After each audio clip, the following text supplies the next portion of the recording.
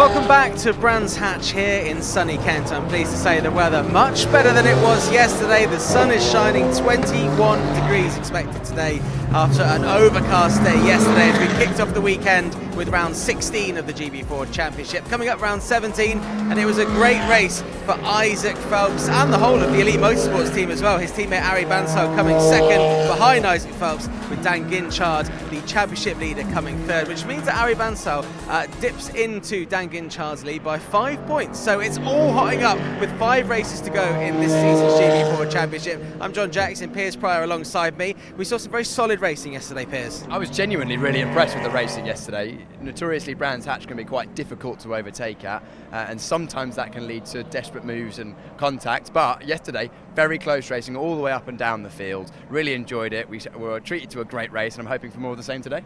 As I say, it's a nice sunny day. There's a lot of people down here at Brands Hatch. If you're watching this right now and you're thinking about coming down, I would highly suggest you come down. Some great food here, some great racing as well. There was some events in the race yesterday, as well as some great racing. There were some moments that some drivers had. We'll talk about those in just a second. But first of all, if you missed the race yesterday, let's recap what happened in the first race of the weekend in the GB4 Championship.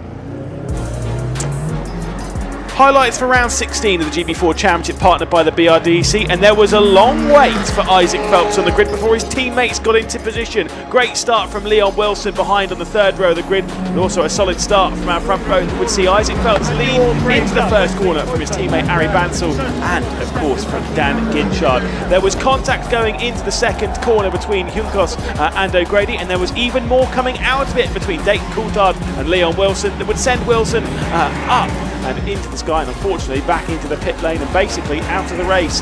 Very close contact for the pair of them as Junkos would come through, almost clipping the rear end of Hilton and O'Grady as well. Some tight fight happening further down the order as Hilton would then make a mistake, allowing Junkos to come through. And it wasn't too long before we've got O'Grady to come through as well. This mistake coming in from Hilton would allow O'Grady to come through and working their way up inside the top 10.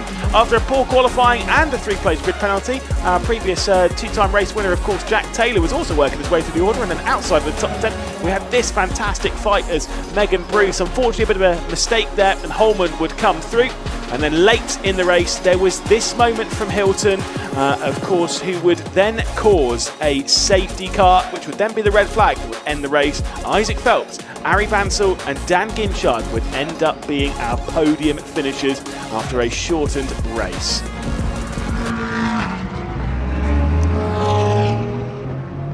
And here we have the 2025 Championship standings with 5 races to go. Dan Ginchard still in the lead for Hill Speed, 317 points. His lead has been cut by 5 points to Ari Bansal with Elite Motorsport, a 30-point lead with Ari Bansal second, with his teammate Isaac Phelps also Elite in third. Just 2 points difference between those two.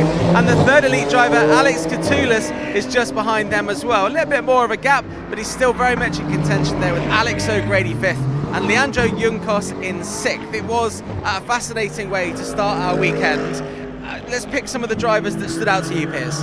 Drivers stood out to me. I mean, it's hard to look past Isaac Phelps. The pace he showed yesterday in qualifying and then in the race, outstanding. Probably one of the drives of one of the days of the year for him. That's really put him in a strong contention for that second place in the championship. I think it's a bit of a long shot for him to catch Dan Ginchard in the championship at this stage, with Ginchard's commanding lead and being on the podium as well. But that fight for second in amongst the Elite Motorsport drivers will be one for the position and 2 for Pride. Other standout drives, Jack Taylor came through the field, good racing. I mean, it was good racing all round, to be honest. It was indeed, and we mentioned yesterday that Dan Ginchard doesn't need to do anything stupid. He's got the championship lead. Yesterday it was 35 points. He lost that 5 points. He's now got 30 points. There's 5 races left. A bit of maths tells you that even if he lost 5 points to Ari Bansal in second for for every race for the rest of the season, he'd still win the championship by 5 points. So if you're putting yourself in Dan's position coming into this race, what's he thinking starting on the front row? I think it's funny that mathematically yesterday he went from being able to win the championship this weekend to not being able to win the championship this weekend. But ironically, I think he's actually strengthened his championship position. That sounds like a juxtaposition, but the fact that he's right there behind the people that are chasing him in the championship if he just keeps finishing right behind them, he's going to win this championship. And if he can get in amongst it, get solid point scores at every race to the end of the year, then he's going to be our champion. So I think he's in a good mental space, very mentally strong driver, raced at a high level in karting, got a lot of experience at this level of single-seater racing as well. So he'll be feeling good, just trying to keep and play the high percentage game.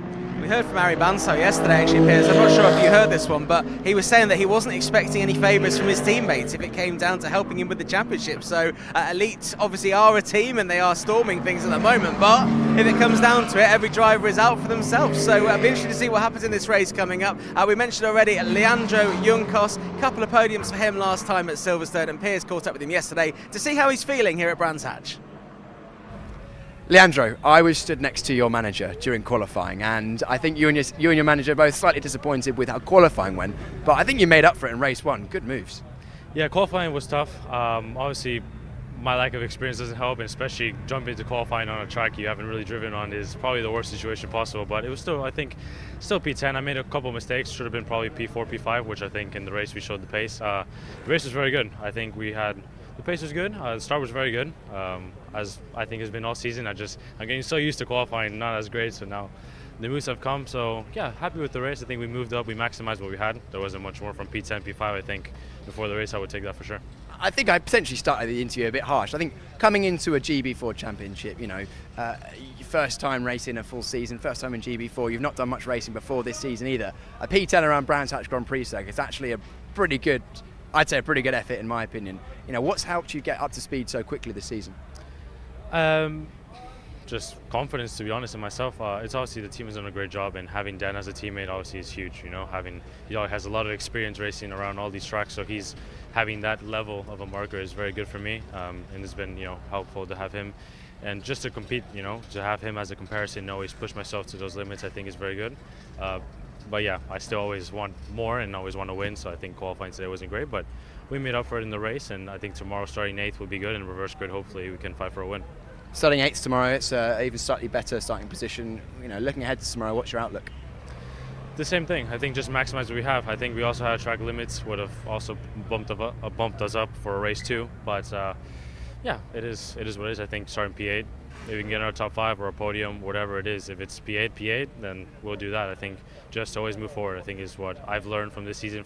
I've always moved forward and sometimes too much and made a mistake or two. So really learning from that and not trying to make the same mistake twice. We go to Donington Park next time out for the final event of the year. We've been there before. You had some good moves there. How much more confident are you going to be going into a circuit that you've actually raced at this year?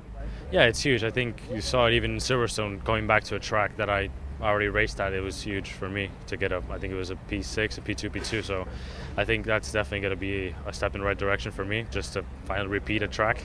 And Donington was very good for us. I think a shame we didn't finish the weekend off how I wanted the first time, but I think we can definitely fight for podiums and wins there. Leandro, still two races to go this weekend, so we'll see how you do in those. Yes, thank you so much. Leandro Juncos, another driver, Piers, that you were very impressed with yesterday. Yeah, I actually should have mentioned him when you asked me a moment ago, drivers that stood out to me yesterday. Leandro had a great start, made some positions, went from 10th on the grid and ended up classified 5th, so he had a strong result yesterday. I know him and his team were hoping for more after qualifying, as you just heard from him just then. But if he could do the same again, starting 8th today, if he moves forward again, he could have potentially a chance of a podium. I think that will be a long shot, but at least another top 5, and I know that's what he's looking for, as he just spoke about, a strong end to the year. Yeah, we heard from him and his dad actually back at Silverstone when he got those podiums. I don't think his dad will be here this weekend given that IndyCar's racing in Milwaukee, but good to see the family here. I'm sure maybe the dad will come over for Donington to end the season. I'm sure he'll want to see his son end the season strong. He'll be starting 8th in this upcoming race. Thomas Ingram Hill just behind him for Fortec. I know you've been impressed with his progress as well. Yeah, I think he's moved on a lot this year, both on track and also in front of the camera, as you guys have probably seen at home. But he was lightning fast here in the pre-event test that was a couple of weeks ago. Hasn't found quite that pace this weekend, but who knows, if he's changed a couple of things overnight, re-looked at things, he might be coming out of the block strong today. Excellent. Let's hear from another one of our drivers then, starting 12th on the grid this morning, I'm wishing the day away. Stefan Bostonciev. Stefan, coming off a high last weekend, your first win in the championship, into Brands Hatch Grand Prix, but it's a whole different ball game around here. We've just had the first race. Top 10, happy with that, or? I mean, average result, and we want to be winning here or anywhere. So if you're not winning, you have a lot of work to do. After race 1 today, we are lacking a bit of pace everywhere really, so we have to try and find where the problem lies. I mean, I think a lot of it lies in me. It's my first time at Brands Hatch as well, so every lap you gain a lot of experience here, so you don't get much running here and testing it either. So we start I think P12 again for race 2, P1 for race 3. So that'll be I think another good opportunity to show what we can do. But before then, we need to make sure we have the car and myself up to the very best standard. So we'll try and win and see what we can do for race 3. We know you always try, Stefan, but you mentioned that a moment ago. It's a daunting challenge here, the Brands Hatch Grand Prix, so completely different to Silverstone. Talk to us a bit about the challenge for a driver like yourself who's not done the most laps around this circuit. I mean, it is a very old school, narrow track, very, very UK style. I've done a lot of racing in Europe, and only the Nordschleife compares to this. But it is very difficult. It is very different doing it in something like a GB4 car, something so stiff. I have some experience on the Nordschleife in a GT car. Everything's very slow and soft, so you have time to react. Here, everything happens quite quickly. So, it is a very stiff car, so you do feel the bumps. We as a team, we need to try and find the right window to, ride the bumps in the best way to deliver the performance the car should give us. And every lap is very, very important here. You do have to maximize every corner, and it is a short track as well, so every corner counts. We're going from pole. I say we. You're going from pole on the race 3 on Sunday. It's going to be a tricky one to keep hold of, but once you get the start out of the way, you've shown you can do it. The starts here, however, are pretty tricky as well. I was told because so P1 is apparently the worst place to start the race at, because you're in a ditch. It'll be a new experience, very, very specific to Brands Hatch. But over the last couple of races, my starts have been pretty okay. So I guess just carry on with that trend and see what we can do. Stefan, race winner at Silverstone, maybe even race winner at Brands Hatch. Good luck for the rest of the weekend. Thank you so much. Great to hear from Stefan Bostangiev there with Pace Performance. One of his actual former teammates has moved teams this weekend. We saw Flame Ericola battling with Caitlin McDaniel yesterday in the race, making up a couple of places from where she started 21st on the grid. She'll be starting 21st again today. She's now with Hill Speed, and Piers caught up with her about her big move ahead of Brands Hatch. Flame, here at Brands Hatch Grand Prix circuit, your first time racing here in the GB4 Championship, of course. New team to yourself as well, and not a new things for you this weekend. Yeah, it's very exciting coming here. I've only been here for the test a couple of weeks ago, but it's such a cool track, so I'm excited to be here. And with a new team as well, they've been really great, so I'm excited to progress more tomorrow. You've been bedding in well. How's it been so far? Yeah, I think I've got 2 great teammates to learn off. They're always right up there, so back after a session, data, video, and it's been really helpful so far, so I'm excited to see what I can do. Of course, and we saw you a fair amount on the live broadcast in that race number 1. You were trying to get through. You spoke just to me off camera a moment ago about it. It's not the easiest place to overtake. Yeah, I think I'll have to watch the video back then.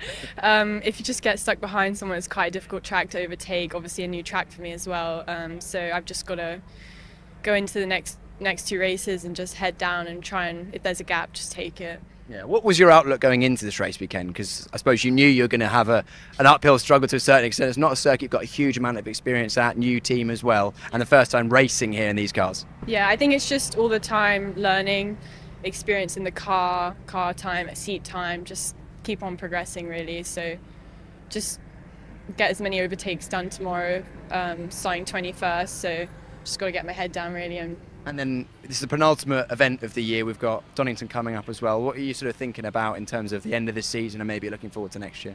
Yeah, plans for next year we're just trying to think about at the moment. It's always quite difficult. I mean, it is still only August, but everybody seems to be looking for next year. So I'm excited to see what comes about for next year. But this year, just a couple races in Radical GB4 and back in Japan. So just trying to get my seat time. And I'm looking forward to the last round at Donington as well. So. You say back in Japan as if we would just pop round to Japan. What are you doing out there at the moment? I was actually there last week racing in the Kyojo Cup, which is a great championship. They're F4 cars and there's 20 women, so that's been really great to get some more seat time over there. And it's at Fuji Speedway, which is such a cool track, so that's been great. A bit different to Brands Grand Prix though, right? Yeah, a bit different and a very long straight in an F4 car, but yeah. I really enjoyed it and got some good results, so that was good. Well, Flame, all this experience I'm sure will build you up towards a good year next year and hopefully a strong end to this year as well. Thank you so much, yeah.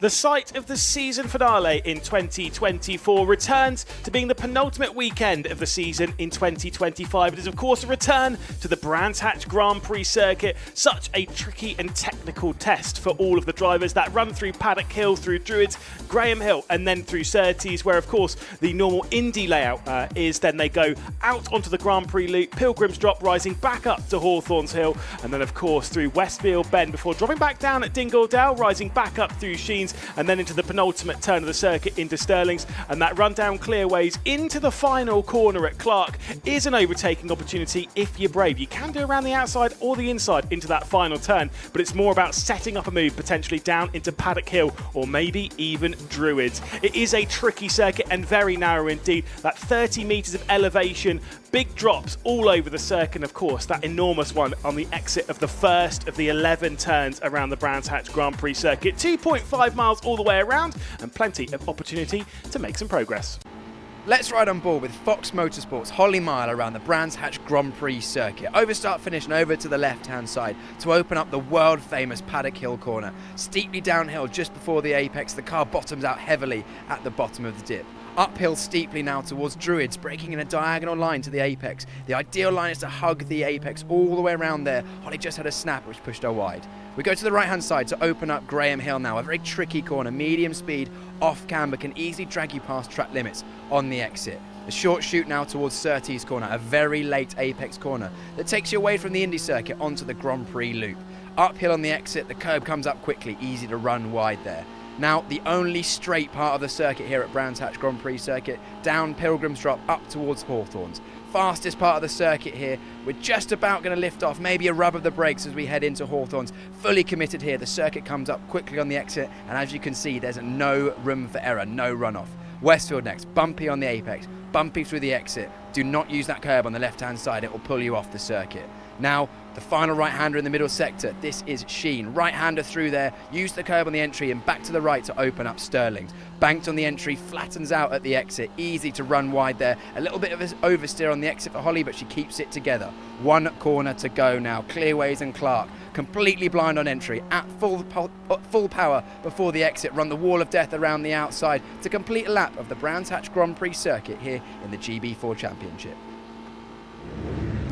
An iconic British racetrack, Brands Hatch, a track, Piers, you must have loved driving around. I did. Great circuit. These drivers will be loving every minute of driving around this circuit. It's a real challenge for them, and even better that we've got so many cars so close together for the racing as well. Absolutely. We're just looking at Luca Magnussen now. Not only will he be looking forward to racing around this track, but also celebrating his birthday today. I mean, what better than a good points finish for your birthday present? Hey, that would be perfect for him, wouldn't it? It's he's a young man. He's racing here, I think, for the first time properly in GB4 as well. So he's having to get used to a lot for such a young age, but doing a great job so far. Yeah, starting from 17th in the very vibrant Beef Lover car. I've seen a lot of people sharing photos. I mean, when you write Beef Lover on the side of your car, you're going to get a lot of attention, and it's great to see that Luca's getting the attention he deserves.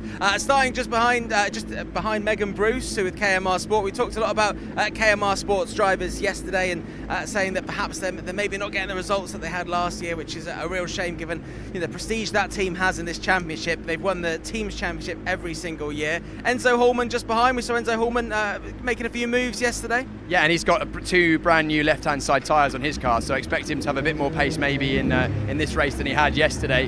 And then ahead of him we've got Jason Pribble in the 59, who hadn't been here and raced on the Grand Prix circuit until qualifying yet. Yesterday he wasn't part of the pre-event test, so there's a few drivers out here who are still getting used to the circuit, which is a daunting prospect. As we moonwalk our way into the commentary position for Piers, let's go racing for the first time today here in the GB4 Championship.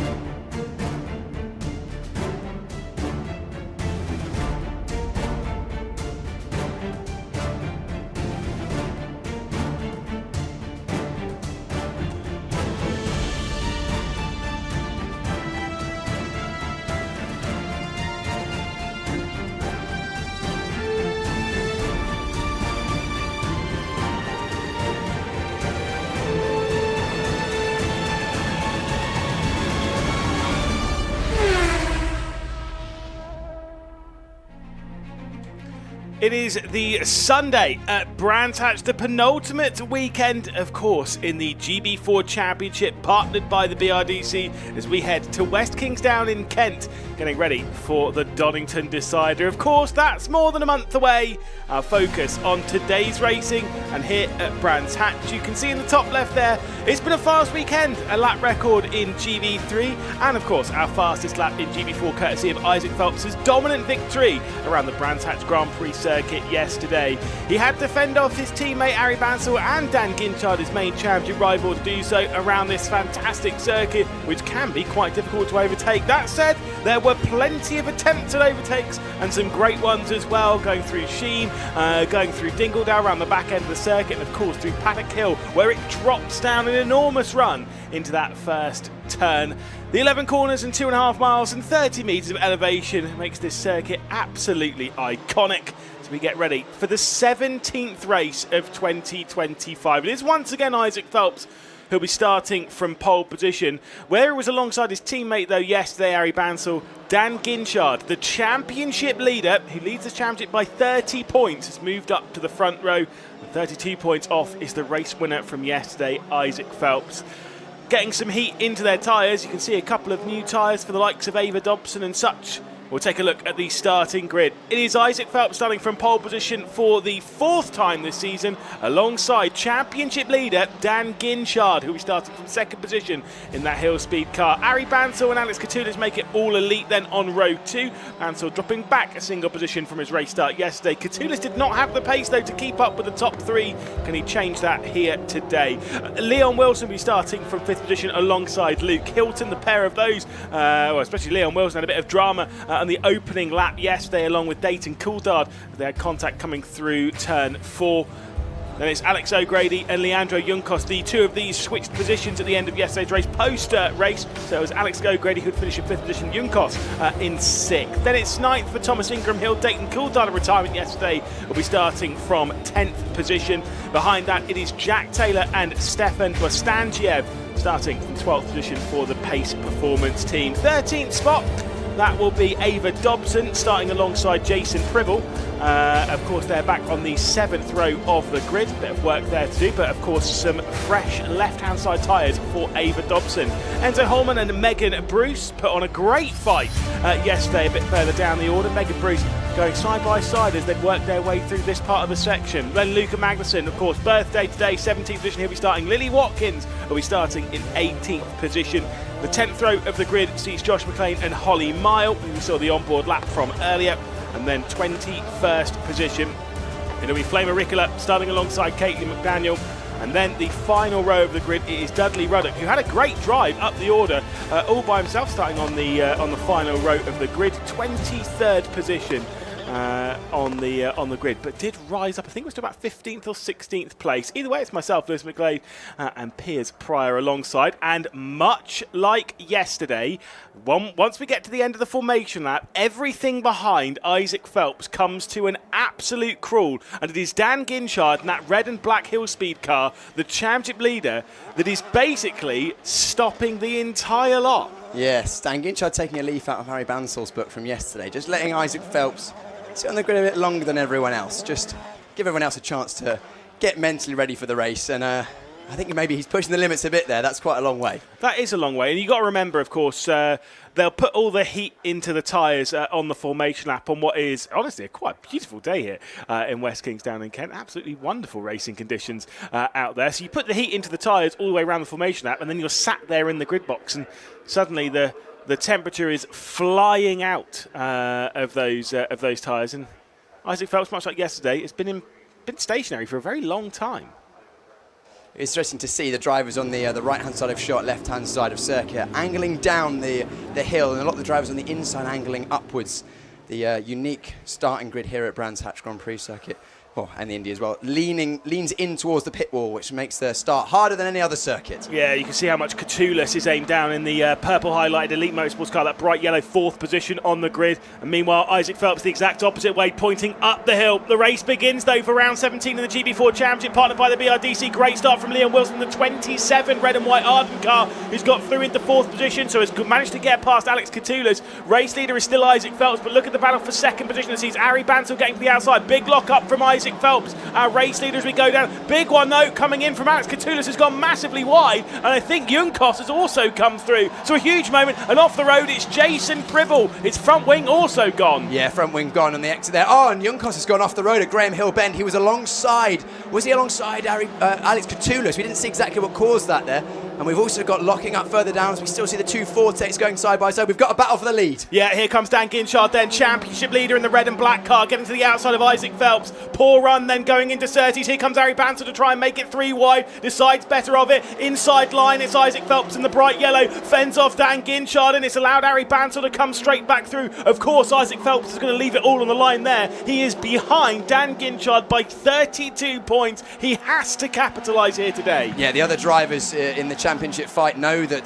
Ginchard just needs to defend that championship lead. He's going to be playing the high percentage game. He's going to be dropping in behind if there's any high risk manoeuvres. Ginchard, though, surprisingly trying on the outside of Hawthorns. I think he would have done best to back out slightly earlier there and potentially concentrate on a good exit, because trying to hold it around the outside cost him that position on the way to Westfield. As now Ari Bansal back in 2nd place where we saw him yesterday. Yeah, and Leon Wilson is into the mix. Started this race in 5th position, now rises up into 4th and is attacking the rear end of Dan Ginchard. Of course, Leon Wilson got a whopping 3 corners into the race before basically becoming a retirement and sitting on the sidelines after contact between himself and Dayton Coulthard. So he'll be sat there thinking, right, let's make something of this Sunday here at Brands Hatch and make it not a completely pointless trip as they work their way through Graham Hill Bend. A lot of pressure on the shoulders of Ari Bansal. Yeah, it looks like Ginchard's got good pace on this 2nd lap of the race. We've got double waved yellows coming into Surtees corner here, potentially one of those drivers. Junkos maybe. Junkos or Pribble maybe just coming into the pits at the cut through, but Ginchard's still applying the pressure to the back of Bansal. I'm interested to see what Leon Wilson can do in this race. He's had good pace in practice, didn't get to show us what he could do yesterday. That's why we had the yellow flags at Surtees there. Pribble's car getting returned. Not an ideal start to today for Pribble, as we can also see one of the Douglas cars leaving the pits.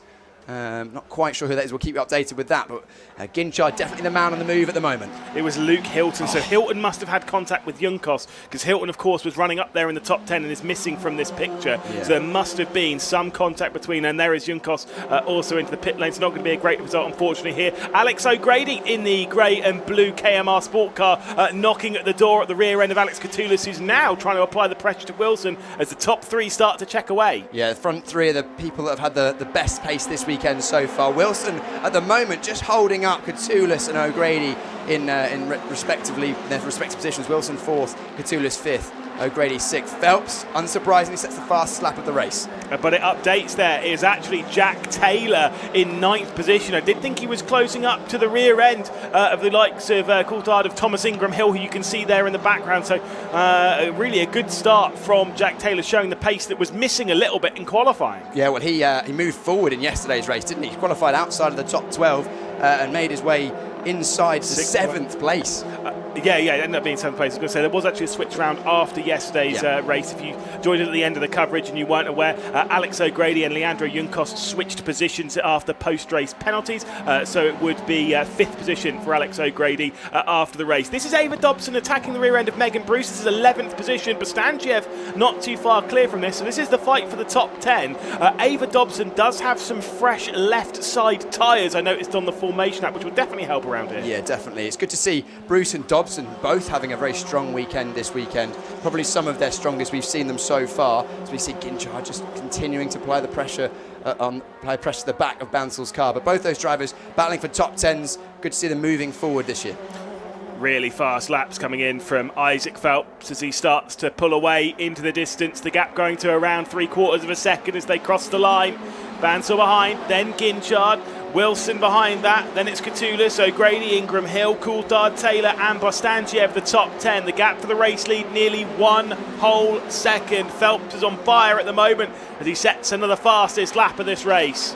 Yeah, Phelps once again showing the pace he had in qualifying, once again being able to unleash that pace in race conditions. We keep an eye now still on this battle. That's Enzo Horman on the back of Ava Dobson. Ava Dobson in the red and white 55 Arden car, right behind is Douglas of Enzo Horman. Horman, he's had better pace than this at most rounds this year so far. Struggled potentially with the lack of experience at Brands Hatch Grand Prix circuit. Really is a circuit that rewards experience, and he won't have been to this circuit as many times as many of the other drivers. For example, Dobson and Bruce, obviously, of course, both raced here last year.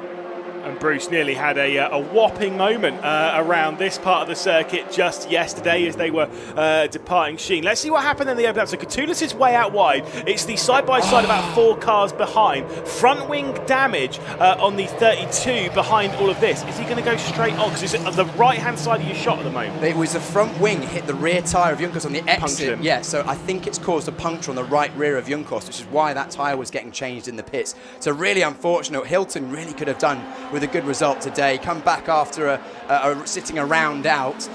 Qualified fairly well, but yesterday we saw him have that mistake and end up in the gravel. Today, again, just a small error.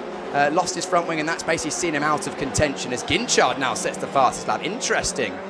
24.9, here comes Alex O'Grady to the inside of Alex Catullus. The battle for 5th position in this race. O'Grady in the grey and blue car has been joined in this fight by Thomas Ingram Hill, who had fantastic pace back in Silverstone a few weeks ago. It's once again showing some of the speed that Fortec car has. Alex O'Grady looked a little bit to jink to the inside. Clearly the KMR Sport cars are going quite well around here, because obviously Megan Bruce has got some great pace right at the back end of the top 10.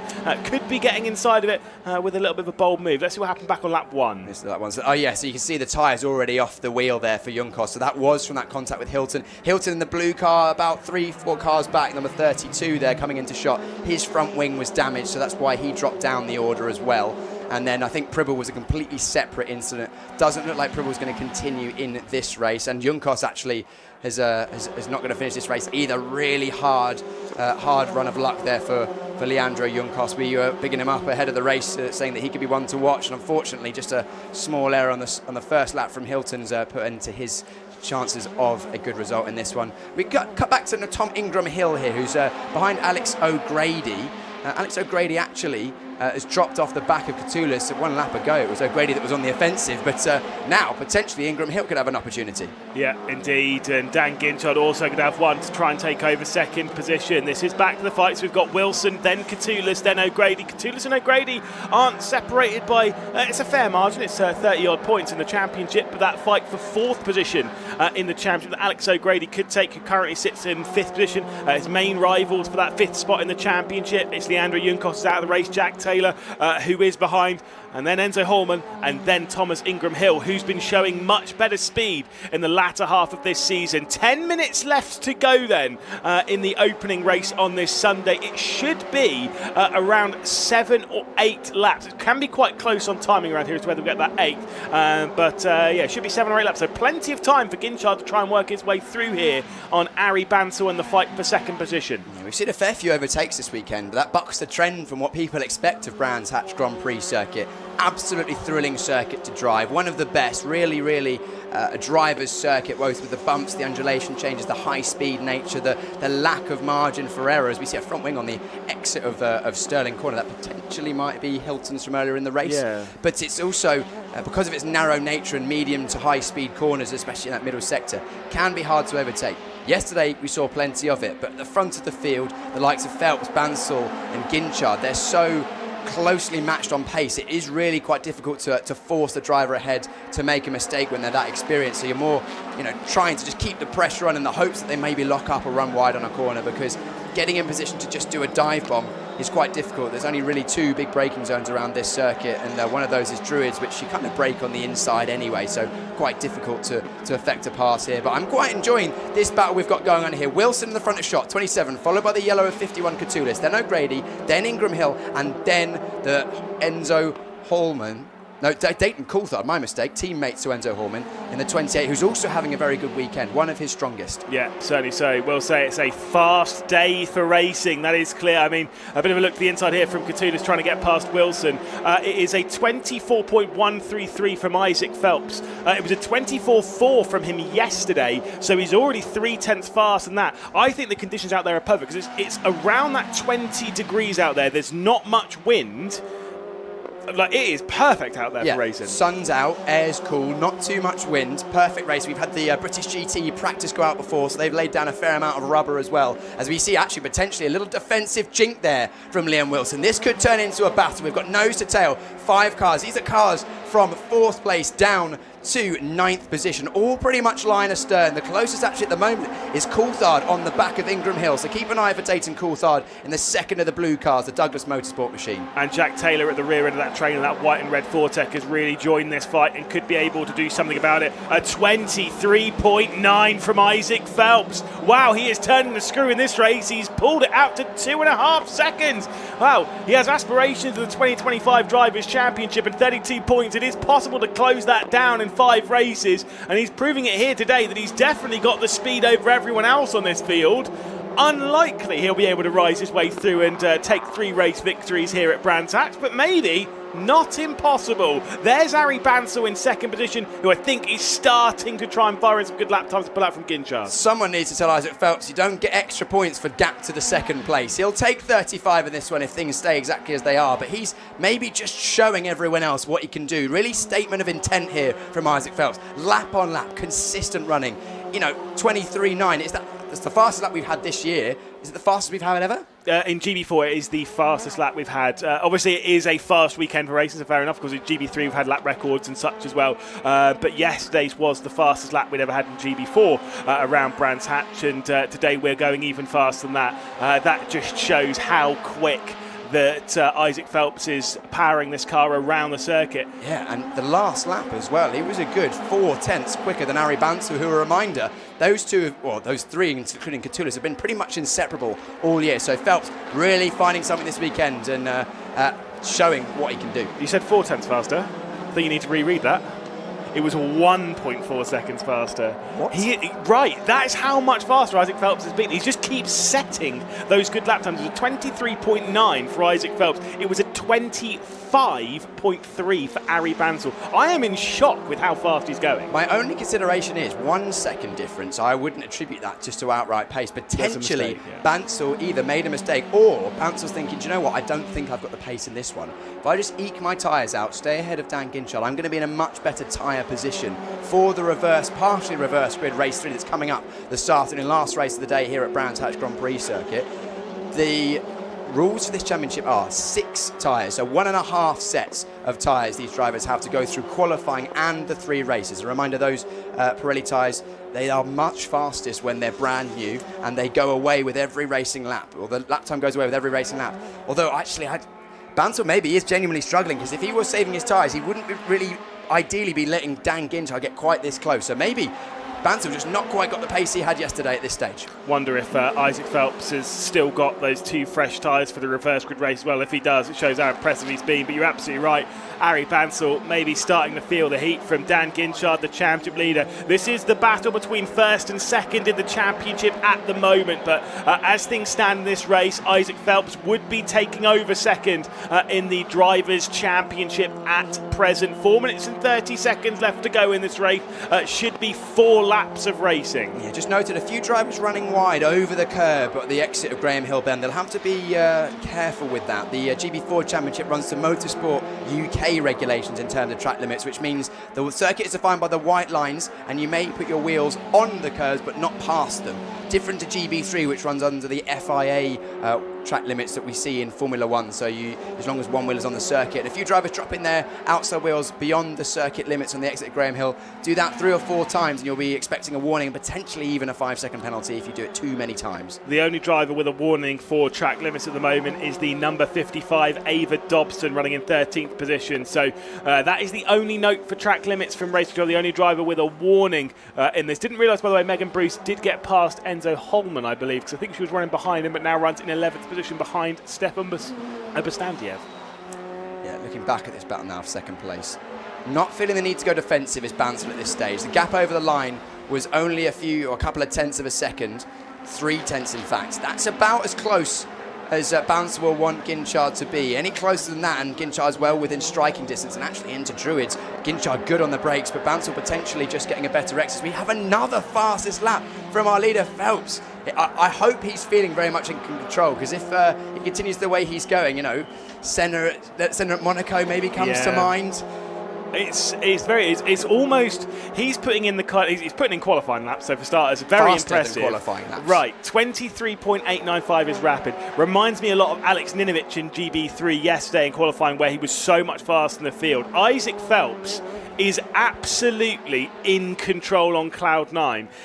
I mean, look, if this was an easier circuit to overtake, I'd be sat there thinking we have the potential of the three-peat, of winning all 3 races, which was last done in 2023 by Cooper Webster in the season finale at Donington Park. It has been a while.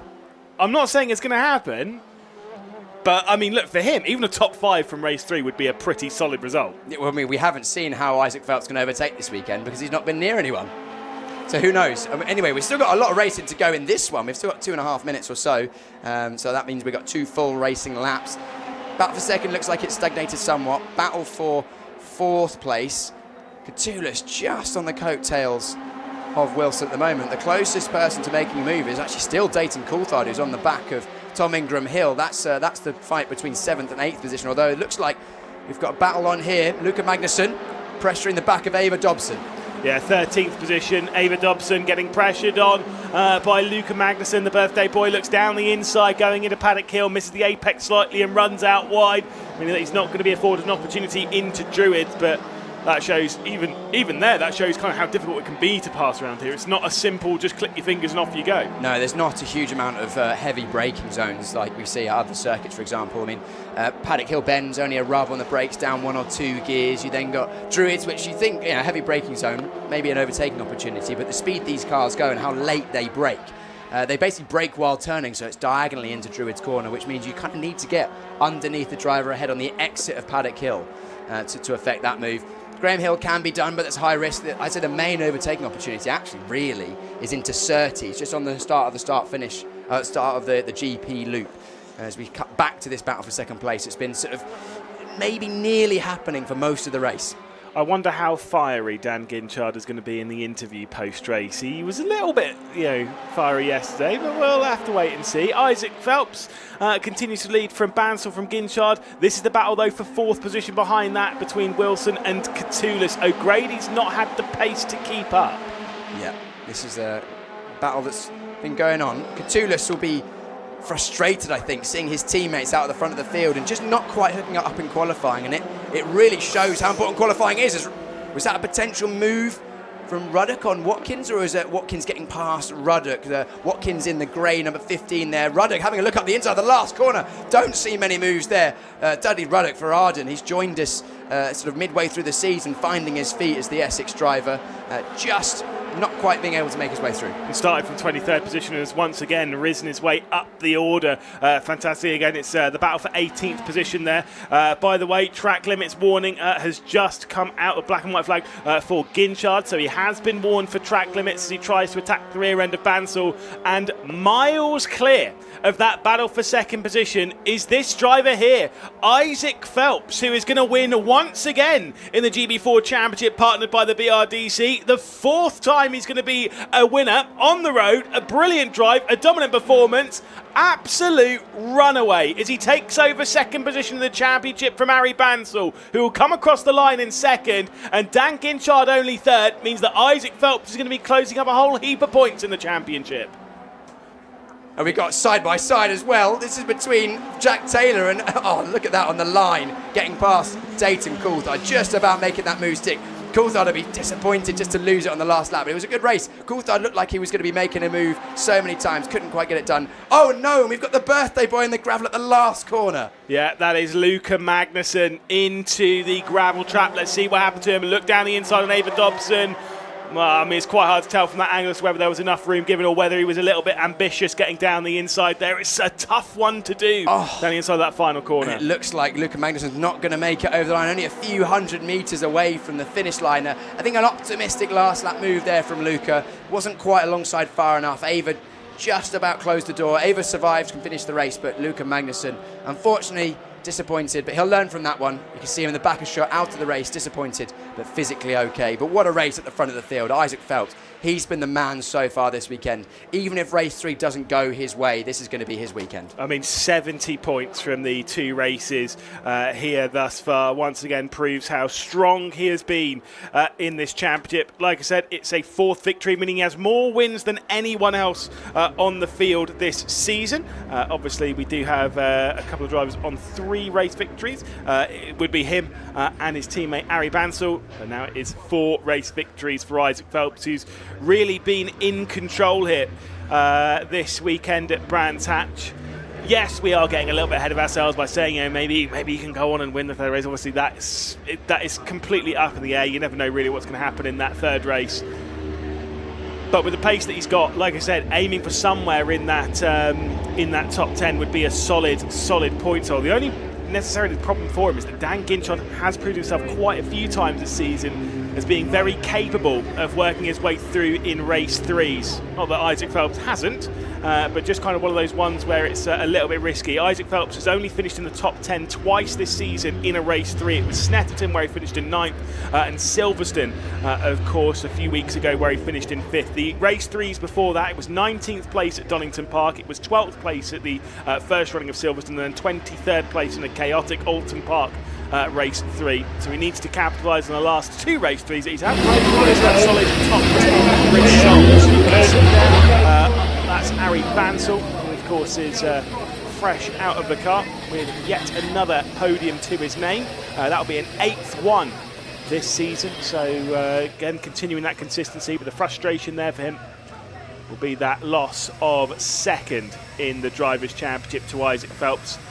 Dan Ginchard remains as the championship leader, remains strong as the championship leader, but having lost a whole heap of points, he cannot afford to lose that much more again in the next race. Kind of needs to capitalise to make sure that he's either losing no points or maybe even gaining some of those points back on Isaac Phelps. Do remember, of course, he will be starting a row ahead of Isaac Phelps in the race later on in the day. Of course, Isaac Phelps will be starting from 12th, Dan Ginchard will be starting from 10th. Let's head down, though, to catch up with our top 3 after a fantastic race won by Isaac Phelps. It is Jon Jackson to talk to the top 3.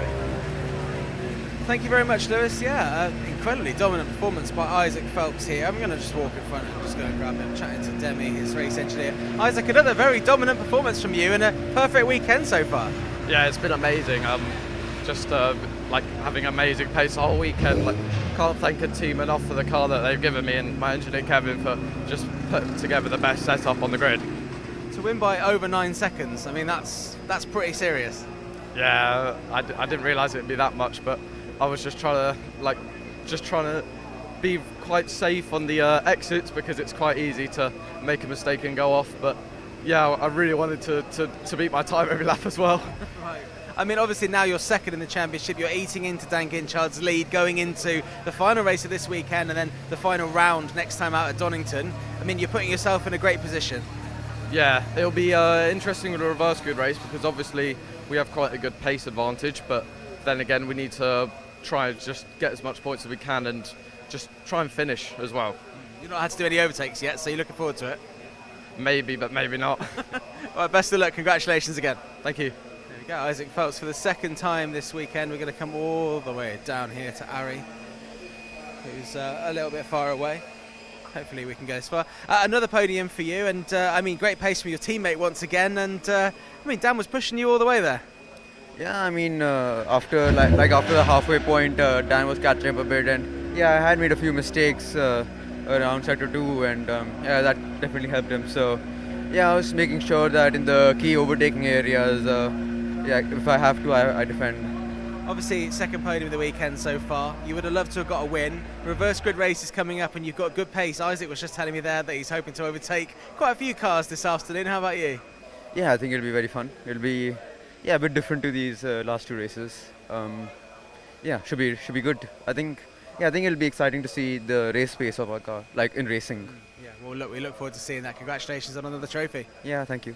Here we go, and we'll come around and speak to Dan Ginchard here, coming third again. Another podium for you, pushing Harry Bansal all the way there. Yeah, had a go on the first lap on Isaac, but it wasn't quite enough. It's a fast corner, and with the championship on the line, there was no point doing anything too stupid. But yeah, stayed with Harry the whole race. Thought I was maybe going to have a crack, but the dirty air was just a bit too strong. But no, overall good race. I spoke a bit out of turn yesterday in the interview, so I want to apologise to anyone that offended. It wasn't meant in that way at all, but yeah, overall still really happy with the race. Yeah, always emotional things when you just got out of a car. It's a bit tricky. You got to come and talk to me. You did make that move, and obviously it kind of didn't pay off, but also you lost that place as well. It must be hard to sort of not get too frustrated in the car. Yeah, I mean, I'm a racing driver, so even with the championship, I'll always have a go. And it's a shame that I lost out to Harry because of it, but you know, I wouldn't be a racing driver if I didn't have a go. Not a lot of places to make up in this final race as well. Yeah, definitely. I think we can claw a few championship points back as we always do. Excellent stuff. We'll let you go and get your trophy. Thank you very much. There we go. Congratulations to Dan Ginchard with Hill Speed. So exactly the same finish as it was in the first race of the weekend. So great weekends for these three drivers. We also had other great performances from some of the other drivers who we'll hear from ahead of the final race of the weekend. But for now, let's get Lewis to talk you through the podium. It is indeed the same 1, 2 and 3 of yesterday. Isaac Phelps, Harry Bansal and Dan Ginchard. Which does mean that the championship closes up once more. Of course, we'll update you with the championship standings once we've done the highlights a little bit later on. But it will be 25 points. Harry Bansal is off the championship lead, and he's now in third position.